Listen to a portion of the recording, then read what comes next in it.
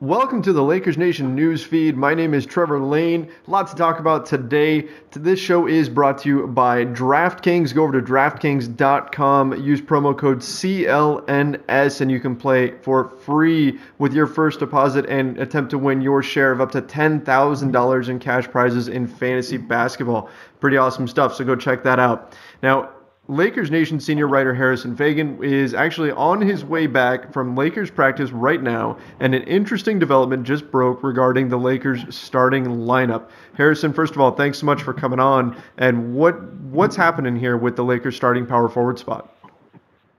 Yeah, so normally Luke Walton is the guy, and first of all, thank you for having me on.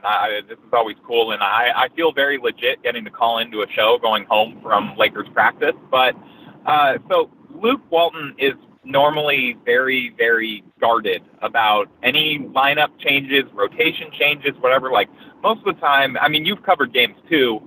Like 45 minutes before the game, he doesn't want to give us who the starting lineup is. Right. And so I was not expecting him to give a very concrete answer when Shahan Ahmed of NBC asked him whether or not, if Larry Nance Jr., they're targeting Monday for a return, and Shahan asked him if Larry would kind of be back in the starting lineup or along those lines, and Luke kind of went away. He said, yeah, if Larry's back, then I would expect to have him in with the starters.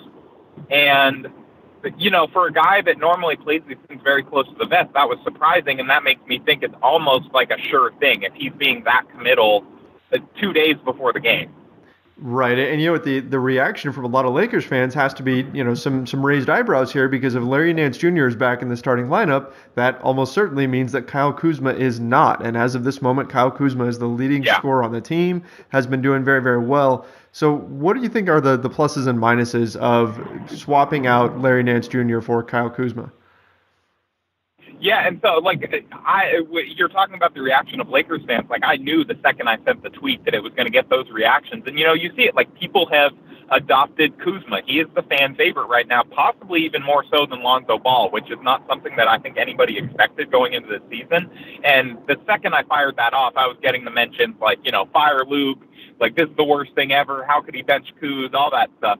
And I think, as far as the lineup goes, what Larry gives them, I think that Larry's a better defender than Kuzma. Kuzma showed some potential on that end in summer league, but I mean, you everybody's watched the games.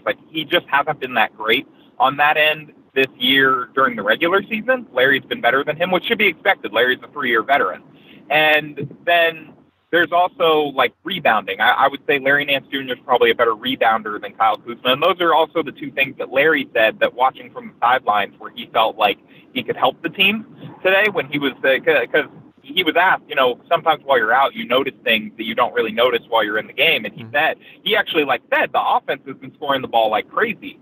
But he feels like he can help with defense and rebounding. And so I think even he acknowledges that Kuzma in the starting lineup is kind of a better offensive group, although I think Larry actually, the team has a better offensive rating when he's in than they have when Kuzma's in, if I remember that correctly. Yeah, it's close, but they're actually, I think it's 1 point per 100 possessions better with Larry than with Kuzma in that starting five, so very, very close, but yeah, you're right. We're dealing with such a small sample size, though, especially for Larry, that, who's to really say, right, how much of that is noise right now because he got injured so early in the season. They probably had only played, a couple hundred possessions with him on the floor. And so I think, as far as what Larry can bring goes, I think it's mostly the defense and rebounding, I would say. And then Kuzma, though, I think what Kuzma does that's underrated by the numbers right now is just that he gives Lonzo another guy that can create off the dribble on the floor, which Brook Lopez is a guy who can post up and he can get his own shot and stuff.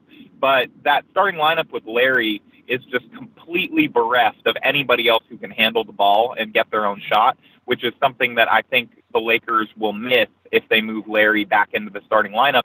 But then there's the argument to be made for the defense being the thing that you want to shore up most, because that's very clearly what the Lakers' strength is right now. Yeah, that's definitely true. I mean, the Lakers are, to everyone's surprise, they're more of a defensive team this year. I mean, they've been in the top five in defensive rating for a number of weeks now, and so they are a defensive team despite having Lonzo and all this talk about their offense being revolutionized and everything. So, what impact should we see on Lonzo Ball here? Because the thought was that moving Kuzma into the starting lineup would give Lonzo one more shooter on the floor, and then it would open everything up for him. And I don't really know that that's happened. Do you foresee a big difference for Lonzo out there with Larry instead of Kuzma? No, I mean that's like I guess so. We're talking about like almost theory wise, like what Kuzma does for Lonzo, because like you're right. Like how much has his shooting really improved with Kuzma on the floor, right? And how much has he really improved as a player? Like I would say probably not much. So I guess like to tempt fate here, it's almost like how much worse can it get really with Larry in the starting lineup? Right. Right, yeah. I mean that's one way to definitely look at it. Their offense has not been good anyway, right? I mean the way that they're scoring most of their points is just by getting stops defensively and then getting out and running. And if that's the case, then Larry Nance certainly makes a lot of sense with that starting five because you're probably going to get more stops with him on the floor, right? Yeah, and he's gonna grab more of those boards. Absolutely. Now let's talk about the domino effect here, Harrison. With if Kuzma goes into that bench unit, what does that look like with him there? I mean, we've seen a preview of it already because he played there for the first few games of the season, but how much does this help the Lakers reserves? Well, it definitely helps the Lakers reserves, and I think Luke's went away from using Bogut over the last couple of games anyway. But I think it definitely means the merciful end of any Randall Bogut minutes, which are an abomination. And so I think that'll help the Lakers bench. And to be honest, I really like that Kuzma Randall front court.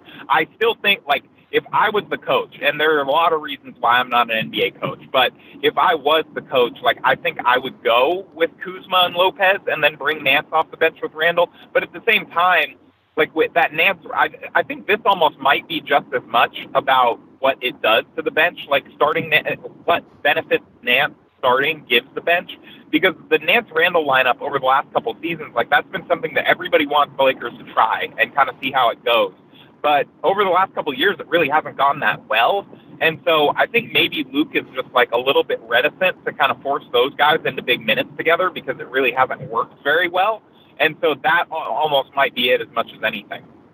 So may not necessarily be just the improvement to the starting five, but it could be more of an improvement to the bench thing where now you've got an extra scorer, you've got an extra ball handler, you've got a little bit more versatility out there on the floor, which is what, from my conversations with both Kuzma and Nance, they both spoke quite a bit about the flexibility that them switching defensively brings to their team and how that has really helped their defense. Overall, it's helped them to lock down other players. So if you have Randall and Kuzma and say Corey Brewer and Jordan Clarkson, those are all guys who can switch quite a bit defensively, and so that's something that Luke could also be looking at that's going to help them out over a guy like Andrew Bogut. And I'm assuming that you are reading this as Kuzma will probably eat up the minutes that have gone to Andrew Bogut in the second unit, right? Yeah, and so maybe Kuzma's minutes overall decrease a little bit because he's been playing quite a lot. Right. And so, but yeah, I think that with Nance back, I think that pushes Bogut all the way out of the rotation again because, you saw early in the season he wasn't really playing much anyway. And so I think the only reason he really was in there was because Nance was out and there just won't really be space for him, which I think helps the Lakers. And so this is almost more of a move, I think, to just avoid hurting the bench by forcing Nance and Randall, which just isn't really a fit offensively at all, to play together because both of them had talked about wanting to improve their three-point shot, wanting to shoot more threes and be capable at it, but they've kind of neither of them have shot more threes, and neither of them have really shot significantly better on threes. And so, maybe Randall's been a little bit better this year, but I just, I think this is more of just, keeping those two guys separate than anything else. And that would make sense. Both guys have talked about working on their three-point shot over the offseason for the last few years, and we just haven't really seen that improvement or that much willingness to shoot it. Randall has shot a few of them, but overall that just hasn't really been there. Well, any other repercussions or any other angles that we should be looking at here before we call it a wrap here, Harrison? No, I mean, I think ultimately it was just a Saturday practice. I wasn't really expecting a whole lot notable to come from it. I think this was by far the most notable thing that happened. I guess, Lonzo revealed that he likes ham more than turkey at Thanksgiving. So there was that like giant bit of news, but overall, just like it wasn't that eventful of a practice until that. Well, I mean, that Lonzo news is huge. I mean, if Lonzo getting a new haircut is news, then ham over turkey certainly is a headline. That's true. We may have, I think we may have to wrap up just so that we can go write multiple articles on this. I think we're going to have to do that. So the Lakers do take on the Clippers on Monday. That's going to be a big game. We know that the Clippers are now without Patrick Beverley, who was actually lost for the year. So maybe we'll see Lonzo have a little bit more breathing room out there. And it looks like we are going to see Larry Nance Jr. back into the starting lineup. Well, Harrison, thank you so much for calling in. Go ahead. He said his goal is to be back Monday. Luke said that he kind of expected that based on how Nance was feeling. So I would say Monday is looking incredibly likely. Okay, so Nance most likely back on Monday and most likely into the starting lineup. Harrison, thanks so much for hopping on here, doing a little bit of double duty out there covering practice for Lakers Nation and then jumping on here on your way home. No, thank you for having me on. Like I said, I get to feel like an important reporter today. Hopefully I didn't embarrass Serena too much filling in for her. I'm sure you did just fine out there, Harrison. Well, I almost walked into a glass door while I was leaving the facility, so we'll see. Well, I can only hope that we got that on film.